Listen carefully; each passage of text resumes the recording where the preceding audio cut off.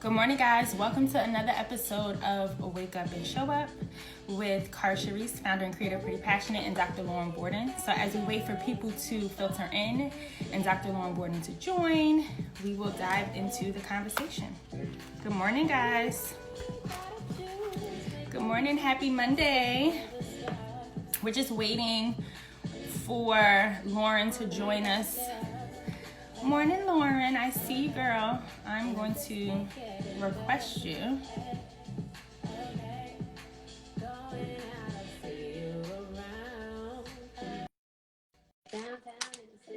Good morning.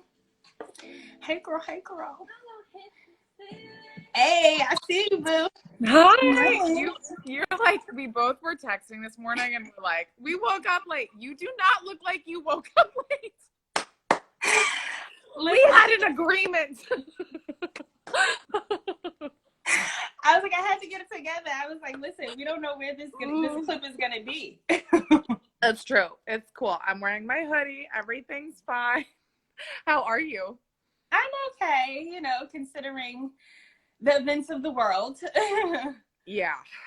I am okay. Very I woke up this morning, like we were talking earlier, and I woke up this morning just very drained, honestly. Yeah.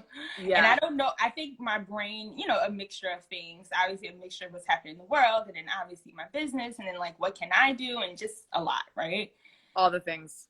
Yeah. How are you? Good morning, guys. Welcome to another episode of Wake Up and Show Up. We're just waiting for a few people to filter in, and then we'll jump into today's discussion.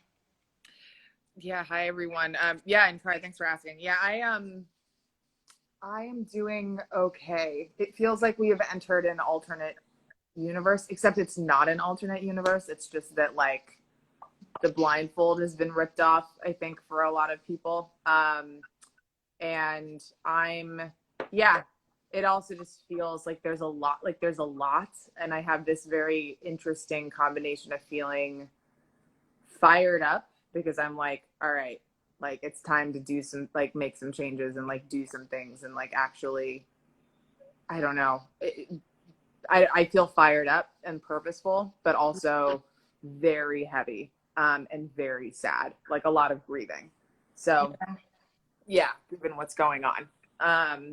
Good morning, guys. And real quick, I'm about to pin this comment. Is this, because we didn't name this one, so I'm just going to put like episode. Is this 4 or 5? I can't remember. I think it's 5, right? I think it's 5. Okay. Got it. But yeah, I'm very heavy, and not to talk in circles, but definitely with a lot of what's happening in the Black community. It's all over. And it's very real. It's very heavy. And, obviously I've had my moments where I was extremely angry about it. And then I've had moments where I was just extremely sad. And I'm still sad and I'm still angry. But now, to your point, I'm more like, it's time to go into action now. Like, what can I do? And how can I rally people around me to make some change, right? And I think, you and I would talk about this a lot. And it's like, it's going to be messy. We're not going to always get it right. Mm-hmm. But that's the courage to like take action anyway. Yes. And guys, just so you know, oh, thank you, girl. My eyebrows, she said my eyebrows is lovely. Yeah, they do look fabulous. She's like, yeah, girl, we had a discussion. It was workout clothes. Cara always looks fabulous. Even I had to do something to like try to raise my spirits, but yeah, I think I'm now more on the tip of like, how can I go into action now? So 100%. Yeah. And I think this morning, a lot of what I was thinking about was like, there are really 2 things on my mind right now. And one is, I think like figuring out how best to use my voice as a white woman to amplify minority voices, number one. And I'm like, what the hell does that look like? I'm like, I don't know. It's going to be messy and I'm probably not going to know how to do it, but I'm sure shit going to try. Yeah. And then the other piece is like, I think this was the part I was texting you a little bit about where I'm like, okay, like it's really interesting, this conversation, because a lot of, like I that I had a very like, for the most part, like a very privileged upbringing. And I'm surrounded by a lot of very, the types of people who this event is like very a lot more definitive, but I feel um I personally think all of them are horrible and definitive and like aren't really up for discussion or debate. But I'm surrounded by a lot of people who debated a lot of the merit of like earlier acts of violence, which I've seen has been and has been really, really hard for me. And but the thing is that like the blessing in that is that I feel like I can actually be a voice of dissent in those conversations. Mm-hmm.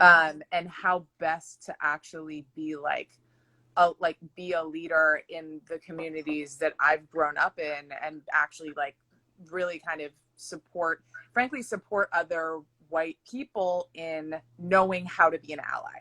And like, what does that look like exactly? And like, I don't know, my mind's been going around and around and around. And Lauren, I think it's so interesting too, not to cut you off. I think it's so interesting because even in our conversations, I know you've been like, how can I be a better ally? Like that's been like your focus.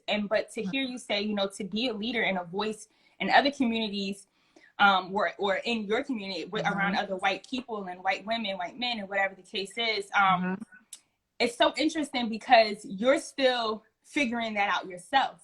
But you're like, listen, I'm accepting the responsibility of taking the lead on that. You know what I'm saying? Of educating myself, of being like, I'm going to educate myself, and then I'm going to tell you how to be a better ally. And I'm not going to always get it right, but I love your approach with being like, but I want to learn, right? I know that I can be like, I'm going to stand with you. I'm going to shut down and I'm going to swear, guys. I'm sorry. I am a woman of God. However, I'm very passionate about this topic. Yeah. So don't judge me. But I'm going to shut down these conversations, this shit that's happening. And I'm going to say like, that's not okay. You know what I'm saying? And then, but I'm also going to be patient with myself and understanding like, I still don't have all the answers yet. So I think it's very unique, your perspective in that. Cause I know a lot of people, or not know a lot of people, I've seen a lot of people who are like, I'm here. I want to stand up. How can I better support you or be an ally to the Black community? And not that it's on them, but they are just focused on themselves and being like, how can I be a better ally? How you can be a better ally is to learn and educate yourself, and then take it back to your community and help them be a better ally. Right? Completely. Well, and I think it's so hard. It's not hard, but I think where a lot of people of Caucasian descent get tripped up is that we think that it's like there's this element of feeling like we need to be prepared to have the conversation, and like this element of like this is about to be a really uncomfortable conversation. Like if we're waiting for it to be comfortable, it's never gonna happen. And there are gonna be moments where it's like there are a lot of like emotions are high, as they should be, and like as a white person they will be directed at you at moments, and that's okay.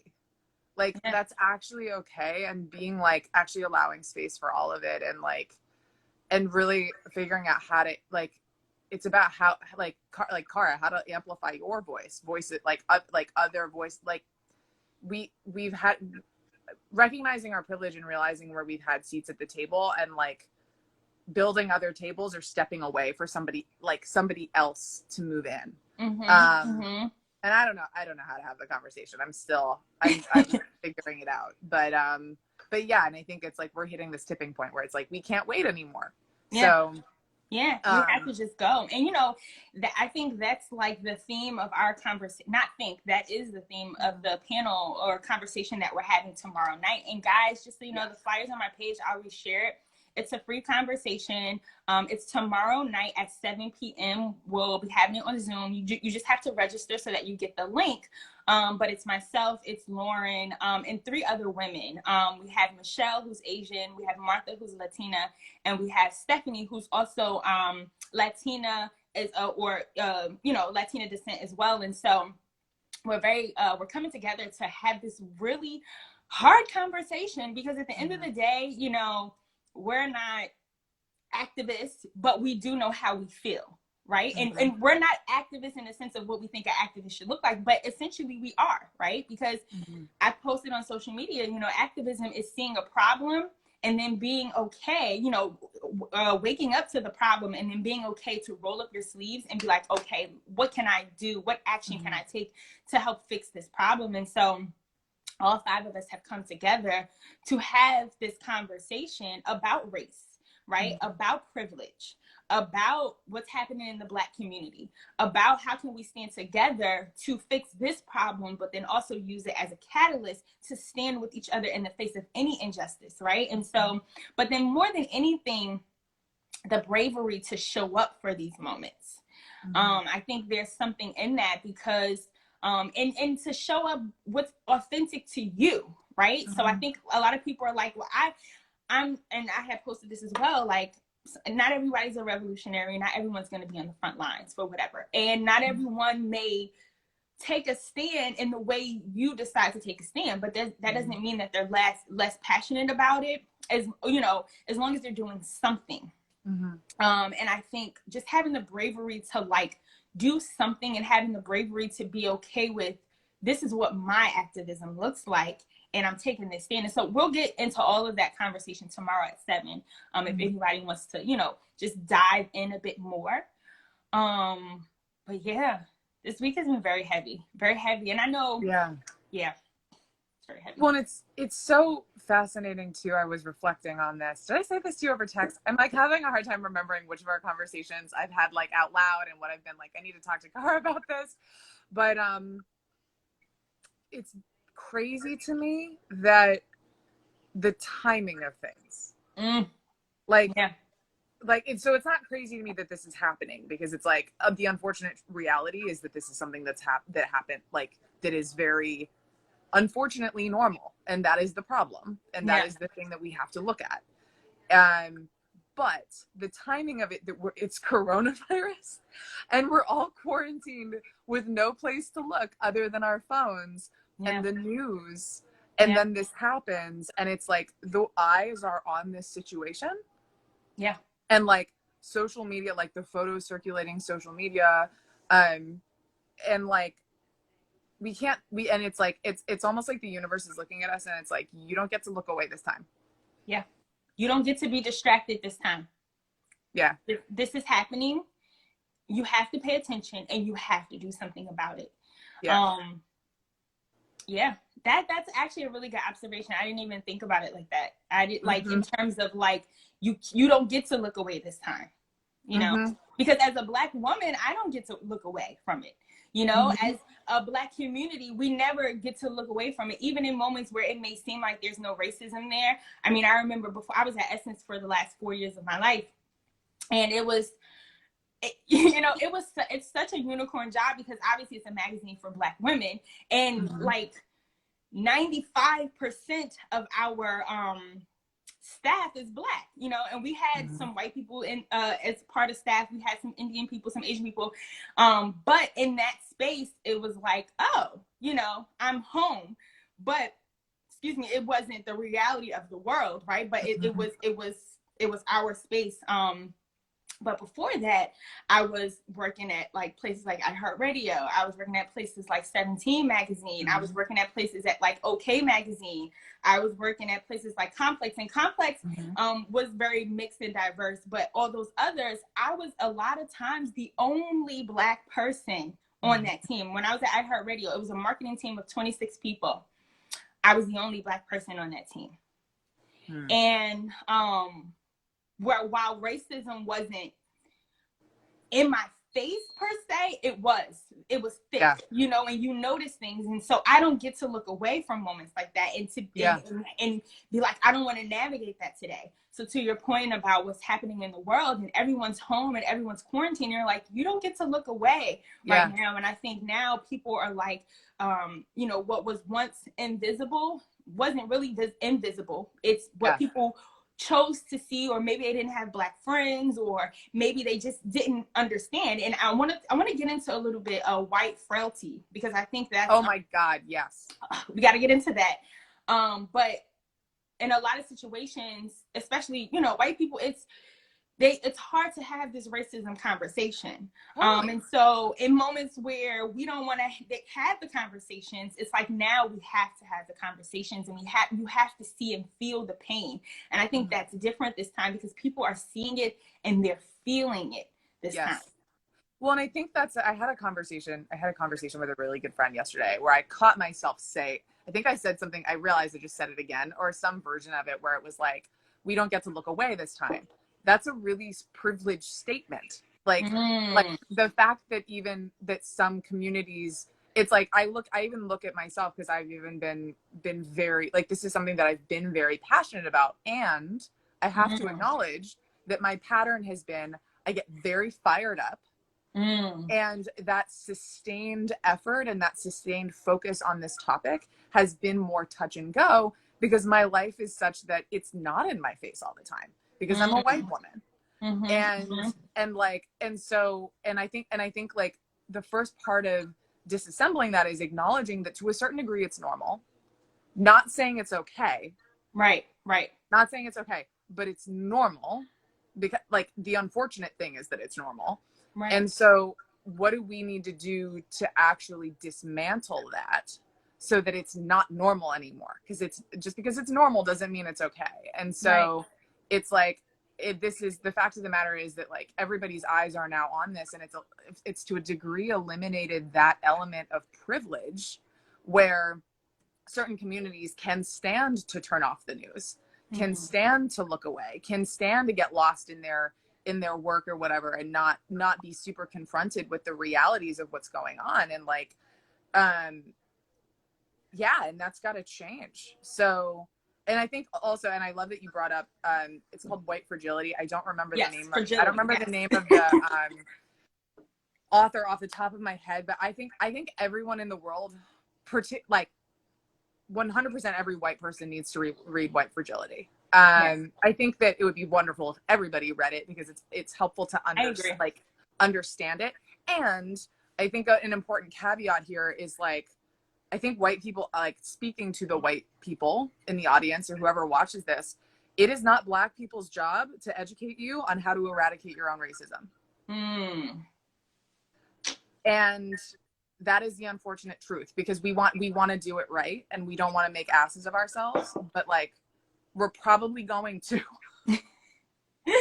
So, and White Fragility really starts it really unpacks like why has this been such a challenging conversation for white people to have, and how do we start disassembling that so that we can be better allies. It's really, I'm only like an eighth of the way through the book, but and so overall, which is go ahead. I just said I'm going to finish it though. What were you going to say? No, I want to, you know what? I haven't read it myself, but I did read some of the pages, and I know a lot of the conversations that I've seen very recently too have brought it up. So it's definitely, and I've read some of it, and I've seen like just some reviews online, people examining it, and I was like, whoa, like this is definitely something I think everyone should read. To your point, obviously the white community, but definitely everyone should read, because it also helps Black people have, in minority groups in general, have the conversation, right? Know what to point out sometimes that because in the face of racism, we always want to point out the obvious. Oh, you don't like Black people. Oh, you don't have Black friends. But just because you have Black friends, and just because you are around Black people, doesn't mean that you're still not a racist, or you're not doing racist shit. Totally. Right? Oh my God. Absolutely. This is, yes. Oh my God. Like, this is a conversation that's laced with shame, and we need to get over that. Yeah. Because it's like, the fact of the matter is that racism is something that exists for everyone, inside of everyone's brains, and when I say racism here, I'm really talking about bias to a certain degree. And so morality, it's like, look, there are certain things that are like overtly racist, overtly like immoral and things, but like these are things that exist for most people, even people who are super effing woke. And it's like actually being able to have a conversation about like, okay, it's not actually like the thing that is immoral is doing nothing about it. The thing that is immoral is not getting responsible for it and the way that it shows up, and like the way that it shows up, and getting responsible for that, the fact that like racism is as common and as normal as like the air that we breathe. It is so ingrained in our society and how we're socialized. And like, it's like, okay, so everyone needs to be in this conversation on how we move it out of the way and how we create something else. And like, yeah, it I think that's a great segue too into I said this the other day. I was talking to somebody and I was like, it's time for us to stop having segregated conversations about it. Yeah. Because I know when I was at Essence, and there's moments and pockets for it, right? You gather with your Black community, Black amongst Black. We're talking, whites amongst whites and other ethnicities, and you're talking. But when we're only having it, and when the majority of the conversation is a segregated conversation, then we can't move the needle. I was at Essence for 4 years. That's Black people talking to Black people about Black people shit. Okay, we're talking about it, but how can we move the needle on it? And then we have like a Cosmo or like an InStyle who's talking about race, maybe whenever they decide to talk about racism or whatever. And then there's the one Black person that's talking about it and that's representing for everyone, which is amazing. But we need more of, if we're going to do that, then we need more of those conversations. And that's why I think the beauty in us getting together tomorrow for 2020 Impact, and it's just the beginning. Like, this is going to be a series of conversations, is that we can have the hard conversations. Like, this is in no way comfortable for me. You know what I'm saying? But to your point, I'm like, I mean, when I say it's not comfortable, I'm going to always speak up for the Black community and say what I need to say. And that's not the uncomfortable part. The uncomfortable part is being like calling people out on their shit and then being like, or risking something. Right now, I fortunately work for myself. However, if I was a part of a corporation and where I was the only Black person, I had to be uncomfortable with being like, fuck, like, this isn't right. Let's all talk about it in here. Right. So when I say it's not going to be comfortable, it's going to be hard, but we have to do it. And I think a lot of the discomfort with that is people want to be politically correct, or they don't want to say something that's going to offend somebody, or they don't want to say the wrong thing. Yeah. But at the end of the day, these conversations, you're going to trigger somebody. Totally. Everybody's not going to agree with what you say. And that's why we have to have more of the integrated conversations, because what you say as I'm a Black woman, somebody on here may be a Black woman and they don't agree with what I'm saying. So then now you have to speak up and be a leader and join this conversation so that we hear your pain and we hear your experience. And I think moving forward, we have to do this together, right? Totally. Because at the end of the day, like, there's no doubt about it that white people have more power than any other race in this world. Yeah. Especially Black people, but so in order for us to move this, we need your voice. We need your stance. You know what I'm saying? And I think we have to do this together, right? And so we have to have more integrated conversations so that you feel my pain, right? Like, like you and I, like, we talk all the time, and I think there's something different when you see me cry. Yeah. That it's like, holy crap. You know what I'm saying? Like, I need to do something about this, especially when you have people that you care for, that you love, or that you're around often, and you see them cry. That's when you're like, oh, this is real. Yeah. Like, not that it wasn't real before, but if you have somebody standing next to you, and especially if you're considered the strong friend, and then they're like, oh, I feel that, Yeah. So, yeah.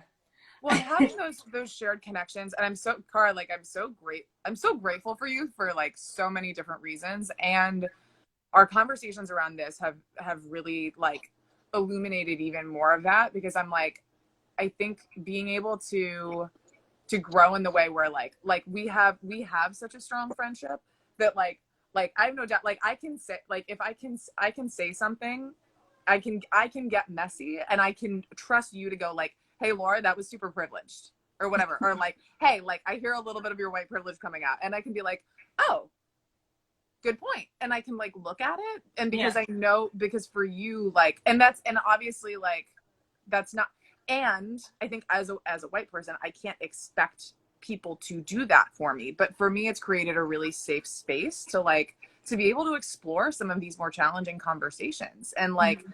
and really to, I think like it's they, you know, I think, and also you know, and a lot of the research that I've read on racism and on eradicating it, it's like you have to build connections with people who are not like you. Like Mm-hmm. you have to. Mm-hmm. And like actually like real connections to eradicate some of this stuff that occurs under the surface. And Yeah. obviously this is not Cara, like we're friends for a variety of reasons. This is not, I'm kind of just unpacking as I'm talking, like what this process has been like for me, and actually why it is so important to be around people who don't just look like you. Mm-hmm. And I think it's important also, I do think it's really important also for the Black community to feel like they have, like you have other connections with people who understand like where you're at and what you're feeling, but then also being able to expand that out, like being able to actually watch somebody else who you really care about go through something that you can't identify with firsthand is also completely life-changing. So how do we start to build those connections in a really intentional way Mm-hmm. without it also being like I, you know, just because of that, like actually building real relationships and friendships. Yeah. Yeah. Yeah. No, yeah. And I think somebody said building connections with people who are not like, yep, that's good. Mm-hmm. Yeah. Absolutely. You know, and yeah. And then I think there's a level of just being like, I want to understand. Yeah. Like I want, and we can't get mad. And again, I know you said this earlier, Lauren, it's not my responsibility to educate you. Yep. However, um, there is a space where if I know you want to learn and I know you want to support and I know you want to be there, to have patience while you go and figure it out. Yeah. You know, if that means like to have patience while you go, and not to be like, oh, you're like saying like absolutely crazy shit to me. But Yeah, I totally. think but I think we get so upset when people don't, how can I say this? When people don't do what we think they should do. Mm-hmm. How can I better explain this? For instance, like when we're like, oh, you know, you're a white person, I'm going down to be on the front line. And if you don't automatically be like, I'm coming with you, then I'm like, oh shit, I'm mad at you now. You know what I'm saying? Yeah. Why wouldn't you just say, like, but meanwhile, you know, maybe you're being an activist or showing your power or using your muscle in a different way. But because you didn't think to be like, oh, I'm coming with you, that doesn't mean that you're against me. You know what I'm saying? So I think, again, creating that space to just talk. And that's what one thing I do appreciate about our friendship is that we can talk. And even if we're like, I don't know, like I know the other day you were like, do we need to, you know, we're okay with saying to each other like, yo, calling each other out for one, and then being like, what do you need from me to help move this forward, to help you understand, or to help you feel better, or to help you feel supported, or whatever the case is. And then also, you know, the other person being like, speaking up, this is what I need. This is what I need, you know? So I think there's power in just talking, having conversation. I think this is where it starts with the other race, and not feeling uncomfortable about it. For a long time, I felt uncomfortable to say a lot of the things I say now. And I'm like, now's not the time. Yeah. It ain't the time. I'm not going to always get it right, but it's okay. Yeah. And I think it's interesting because I'm thinking in this conversation about how there's this duality, right? Of like, I think that one of the things that comes with privilege is a certain amount of responsibility for me to be with other people who have been like, who have experienced injustices, anger and feelings and all of these things. And that in any, hey Mary, in any given situation, it's like that might be directed at me. And while I really love intentionally building partnership with other like minority women and women in like in the Black community and everything who and I really appreciate right, being able to do it in partnership and being able to learn in that space. I think white people need to realize that it's not owed to us, and that in those like it like, Cara, I'm so grateful for our friendship, and there might be a moment where like you get really pissed off and I get in the way of that, and that's okay. And like, and I think like being willing to be with all of the discomfort around it is actually part of it. Yeah. Because it's like, actually, like, you know, I had a conversation with someone yesterday who was like, you know, a lot of people are angry and it would be so much easier if people weren't angry. And it's like, of course people are angry. Are you kidding me? Like, of course people are pissed. And I think like the conversation of like, how do we get in better partnerships so we can move the needle is an important one, but it also isn't a necessary prerequisite for change to happen. I think it's just like, it really feels like it's wrapped up in a willingness to get messy and a willingness to be like, yeah, this is effed up. Yeah. This is really effed up. And like, it's okay for you to have feelings about it, and for it to feel a little bit like it's directed at me, just because of the, like, because I've been associated with this, you know, this population that's been kind of complicit in allowing these things to happen. So yeah. It's a little bit of a balance. Yeah. I would love to unpack a little bit. I know tomorrow we're talking a lot about the bravery to show up in moments that are super critical like this. I would love to talk a little bit about, because we both expressed how this conversation, I mean, for most people, it's uncomfortable. And for some people, they're like, nah, let's go, you know. But for a lot of people, it is an uncomfortable conversation. I mean, and I think right now with a lot of things that are happening, a lot of people are like, we gotta talk. But I would love to explore, where does that bravery come from you right now in this moment, you know, as a white woman, and, you know, as someone, like you said, where you're not going to always get it right. It might be messy. And, you know, where does that bravery come from you? And like, what is just, and I want to unpack that a little bit, because I think if we have some white people on the line, and just people in general who are like, I want to speak up, I want to do more, I want to have these conversations, I want to build these partnerships, but I'm a little fearful for whatever reason. Yeah. You know, totally. I would just love to unpack that a little bit. Yeah, I think I'm like, oh, wow, I already have immediately so many thoughts on that. But I can even think of the question that we're going to ask where I can answer that, you know, where I can speak to that. And like, you know, I even think it's funny. I even thought, is Martha still on the line? Martha, hey, girl. You there, girl? No, I don't think she's there. But we even like had that moment yesterday where like we were all kind of talking about this panel yesterday.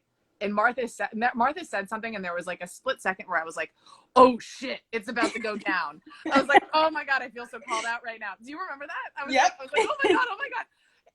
And then I had this other moment where I went like, oh, this is the thing I'm talking about.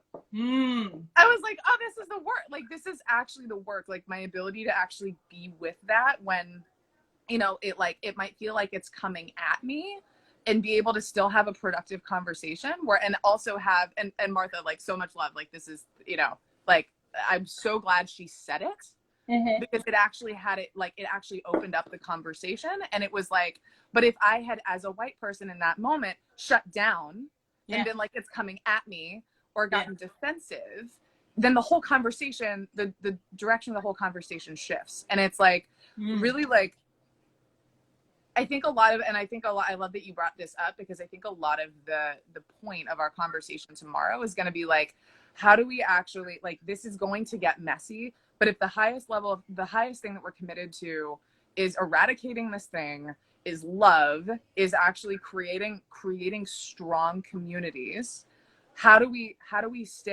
keep coming from that commitment, even in moments when it gets messy, even in moments when we get triggered, even in moments where in my head I go, oh shit, it's happening, I don't know what I'm supposed to say in this moment, but like, you show up anyway without getting taken out. Yeah, like, how do we do that? Yeah, so and so you would say like that's where your bravery comes from being like, how do I stand my ground and not crumble, but also be okay with what I'm about to say.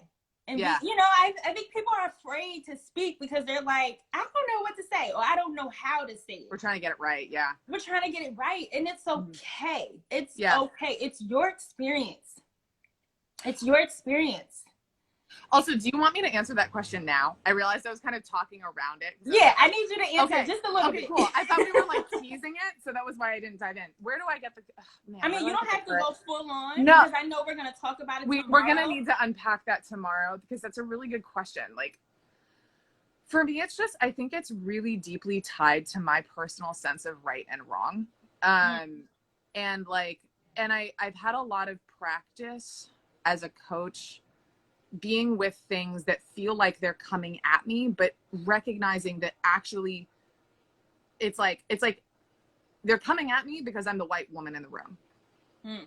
Not because of me personally necessarily, or like being able to take responsibility for things that come out of my mouth that might be like a function of my conditioning or something like that, and like not be taken out by it.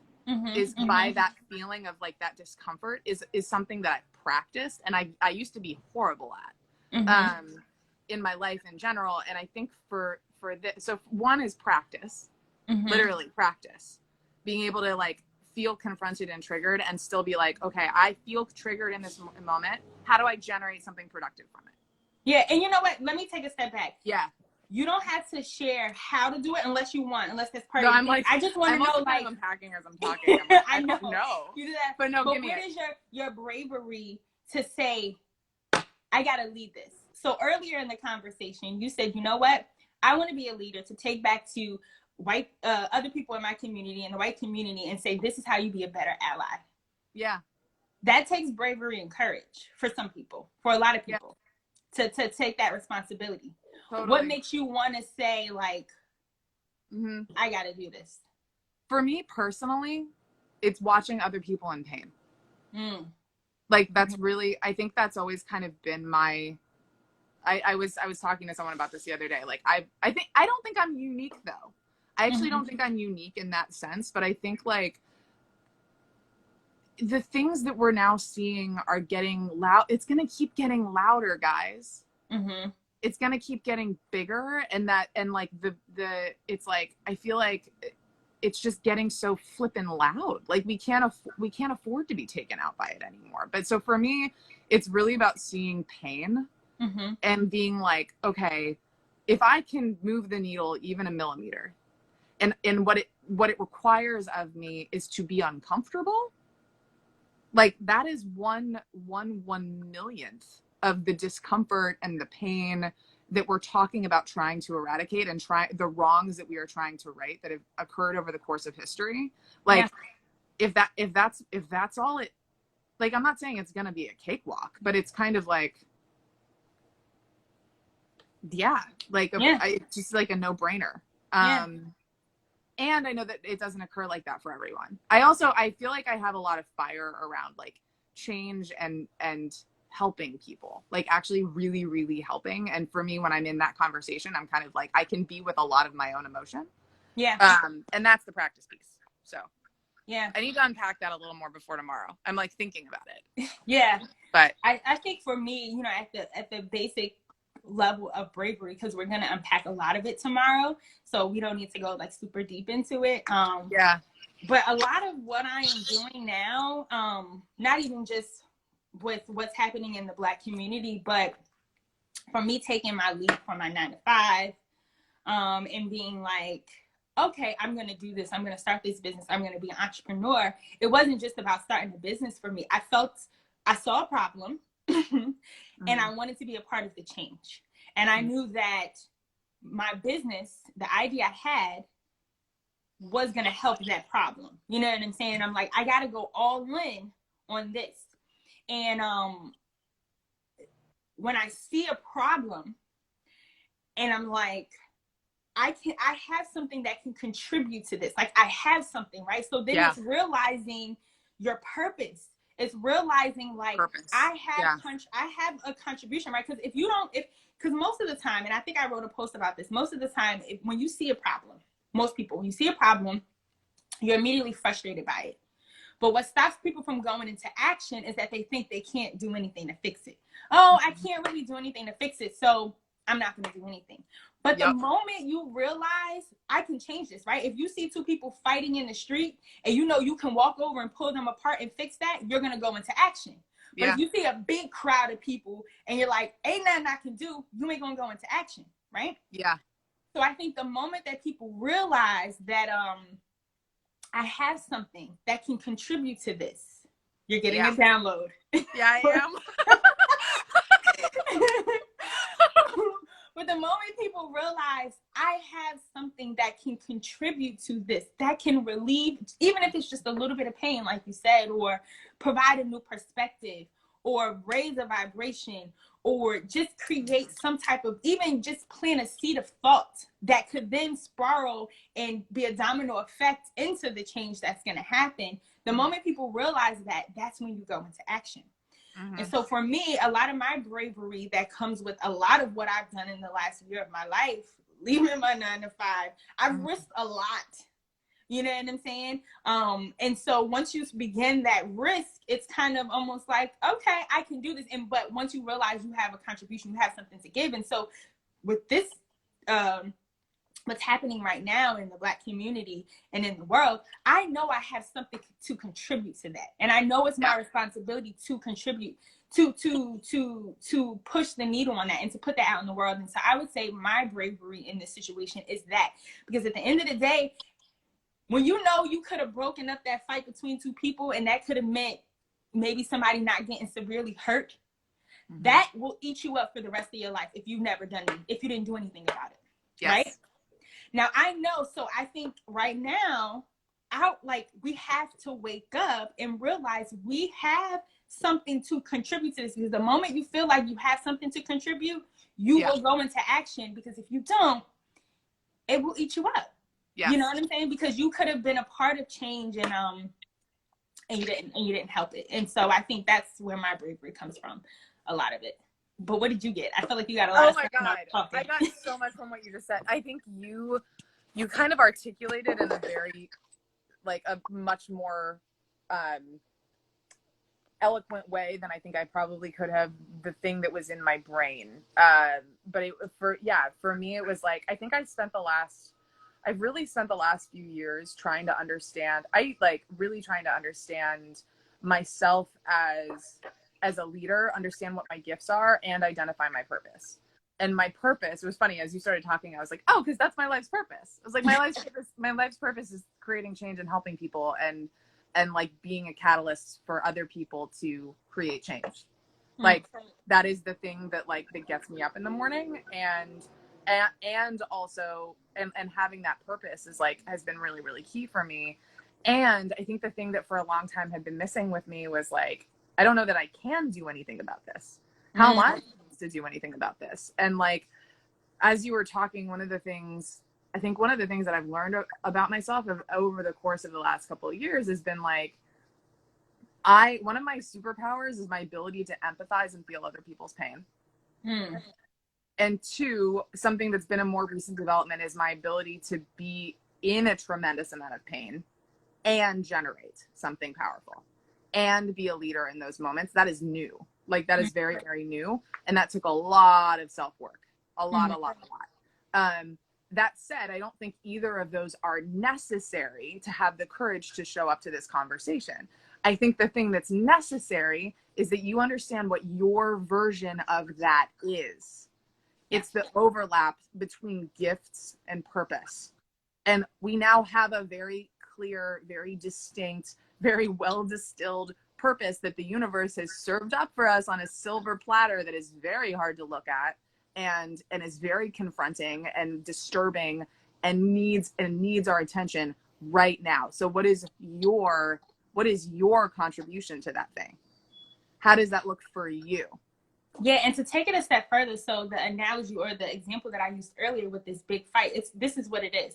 So you have two people fighting. You're like, I can do something about this. I'm going into action. I'm going to break it up, right? That's your immediate thought. I'm going to break this up. I'm going to stop this fight. You have this big pool of people who are fighting, and you're like, ain't nothing I can do, because your immediate thought is, I want to break this up. So instead of being like, ain't nothing I can do to break this up, what can you do? Maybe I can get on the phone and call for backup, call help, right? To help me come and break this up. I was going to say call the police, but we ain't calling the police. So maybe I get on the phone and call for backup. You know what I'm saying? Maybe I can, maybe I can, I'm just throwing out stuff. What can you do to help calm that situation down? And so I think what we have right now is, what can we do, to your point about being responsible for ourselves and our contribution to what's happening, and taking responsibility with the role that we play in what's going on or what's not going on. So yeah. And having tough conversations. Whew. I think and tomorrow, we're really gonna like really dive into a lot of this stuff. With 3 other amazing women who have amazing perspectives, and one, figure out, how do we stand with the Black community right now, and then use that as a catalyst for standing with each other in the face of anything that comes up, right? In the face of any mountain that comes up, and establish that as our new normal, so that it's not just a one-time thing. So that it's not just, oh, social media is going crazy right now, and we're protesting, we're marching, and we're doing these things, and then it kind of dies down. It's like, how do we continue to unite and stand together, so that this change is a lasting change, or begins to dismantle a lot of what we see right now, and it continues to do so in a way collectively. And so I think we are going to dive into a lot of that tomorrow at 7, guys. So yeah, if anyone wants to join the conversation, it's called Your Life, Your Terms: The Bravery to Show Up.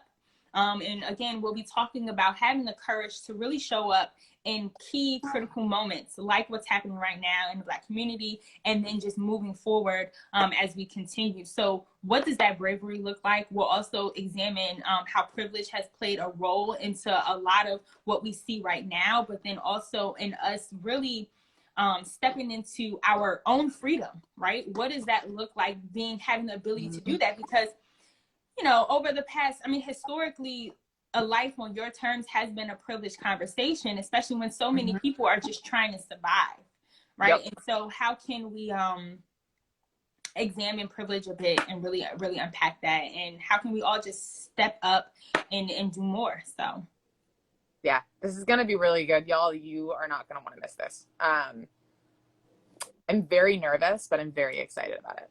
Yeah, it's going to be good. Yeah. It's going to be really, really good. So, so tune in. Cara, is it in your bio, the link in your bio? Yes, the link is in my bio. It's called Your Life, Your Terms panel. You can read more about it. You can click it to register. It is free. It's an absolutely free conversation, but you do need to register so you get the link for the Zoom. Again, we'll be talking about race. We'll be talking about courage. We'll be talking about privilege, a lot of the uncomfortable, like hard conversations. It's myself, it's Lauren, we have Michelle. It's 5 very diverse women. You'll see the flyer. I'm actually going to share it again. So it's going to be a really juicy conversation. So yeah, hopefully we'll see you guys tomorrow. Yeah. Thank you, everyone, for coming. Bye, guys. Bye.